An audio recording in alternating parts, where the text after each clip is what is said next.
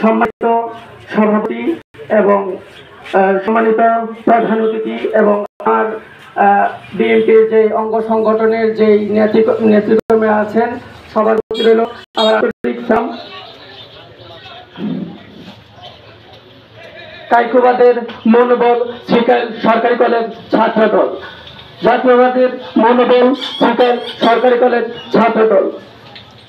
আমার যেই দিক নির্দেশনার জন্য বা বিভিন্ন কথাবার্তার জন্য আমাদের যে কর্মী সমাবেশ আজকেই মানে প্রথম রাখা হয়েছে, যে এই কর্মী সমাবেশ, সেই কর্মী সমাবেশের উদ্দেশ্যে আমার কিছু কথা। এটা হচ্ছে যে আমাদের যেই 22টা ইউনিয়ন আমাদের মুরাদনগরে, সেই 22টা ইউনিয়নের ভিতরে 1 নং ইউনিয়ন হচ্ছে শ্রীকালী ইউনিয়ন।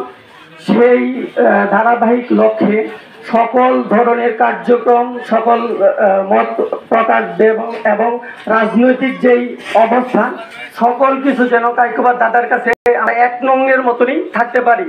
সবাই যদি এই যে যাদেরকে সজল কাকা আছেন এবং প্রসু কাকা আছেন এবং ইসাক মুন্সি কাকা আছেন, তাদের নির্দেশে আমরা আমাদের কার্যক্রমগুলো চালিয়ে নেব। এবং দুঃখ প্রকাশ আরেকটা হচ্ছে, এটা হচ্ছে যে এই মুহূর্তে এই অবস্থানেও আমাদের প্রেতাত্মার কাছে নাকি আমাদের ক্ষমা চাইতে হয়। আমাদের অনেক কর্মী ভাইদেরকে নাকি আঘাত করছে এই প্রেতাত্মারা, সেই বিচারটা আমরা চাই। এবং এই প্রেতাত্মারা কারা আছে তাদেরকে আমরা বিচারটা চাই। যে এখন পর্যন্ত এই ক্রান্তি মানে সুসময়ে আসে, এখন পর্যন্ত যে নৌকার প্রেতাত্মা বা যারা আছে, যে প্রেতাত্মারা এখন পর্যন্ত মাথা চালাতে শ্রীকালী ইউনিয়নে চলাচল এবং তাদের যেই মানে কার্যক্রমটা চালাই যাচ্ছে, কাইকুবাদ দাদা ভাইয়ের নির্দেশে, মানে কাইকুবাদ দাদা ভাইয়ের নাম নিয়ে আমরা একটা মিছিল বা আমাদের যে অঙ্গ সংগঠনের বড় ভাইয়ের একটা মিছিল দিচ্ছে, সেই সুবাদে এই মিছিলে আমাদেরকে কাইকুবাদের মিছিল এই মুহূর্তে পর্যন্ত আমরা দিতে পারবো না, আমাদের ক্ষমা চাইতে হবে। এর চেয়ে বড় দুর্ভাগ্যজনক বিষয় মনে হয় না আমাদের আর আছে। আর আমি মনে করি যে আমার যতটুকু আইডিয়া, যেটা হচ্ছে আমার মনে হয় যে আমরা অনেক অনেক অনেকটাই পিছিয়ে আছি। যে আমরা এই কার্যক্রম বিএনপির যেই ছাত্রদল বলেন, যুবদল বলেন বা স্বেচ্ছাসেবক দল বলেন বা মূল দল বলেন, আমরা কার্যক্রমগুলো আরও ডেভেলপ করি এবং কিভাবে করলে ভালো হবে। আমাদের যেই সিনিয়র নেতৃকর্মী আছেন সবাইরে অ্যাক্টিভনেসটা আপনারা তৈরি করার জন্য আমাদেরকে মানে নির্দেশ দেন যে এটা করতে হবে, মানে করতে হবে, কাল নয় আজ, মানে আজ, এখন মানে এখনই করতে হবে।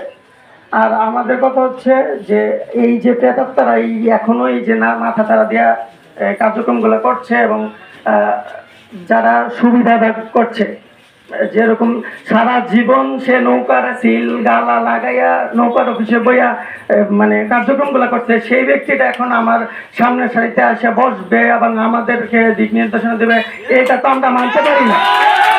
এটা আমরা মানতে পারি না যে যেই দুর্দিনে আমরা জেল জুলুম হত্যা, মানে জেল জুলুম আমাদেরকে কি পরিমাণে নির্যাতন করছে যারা সিনিয়র যারা আছেন। আমরা এমন কোনো মিছিল নাই, এমন কোনো মিটিং নাই, এমন কোনো কার্যক্রম নাই যেই কার্যক্রমে আমরা অংশগ্রহণ করি নাই। শেষ পর্যন্ত আমাদের প্রত্যেকেরই জেল খাটতেছে, আমারও নিজেরও জেল খাটতেছে। তো আমরা যে তো জেল জুলুম খাইটা যদি আমাদের ধরেন মানে ওই রকম বা আমাদের যে ভাইয়েরা রাস্তায় ছিল তাদেরকে যদি ওই যথাযথ মূল্যায়নটা আমরা না করে এবং তাদের যদি ইয়া না করে, তাহলে পরবর্তীতে যদি অন্য কারো আনে, এটা তো আমাদের কষ্ট লাগার একটা বিষয়, এটা আমাদের একটা আক্ষেপ আছে। তো আমি আমার যে সিনিয়র যে নেতারা আছেন, আমি প্রত্যেকের কাছে আমার একটা অনুরোধ, আপনারা সজাগ দৃষ্টি রাখেন এবং আওয়ামী লীগের বা এই প্রেতাত্মারা যাতে আমাদের এই সংগঠনের ভিতরে ঢুইকে আমাদের যাতে আমাদের যেই অবস্থানটা যাতে নষ্ট না করতে পারে, সেই আমি আশা ব্যক্ত করছি। আসসালামু আলাইকুম। ধন্যবাদ জনাব এনামুল হককে গঠনমূলক বক্তব্য দেওয়ার জন্য।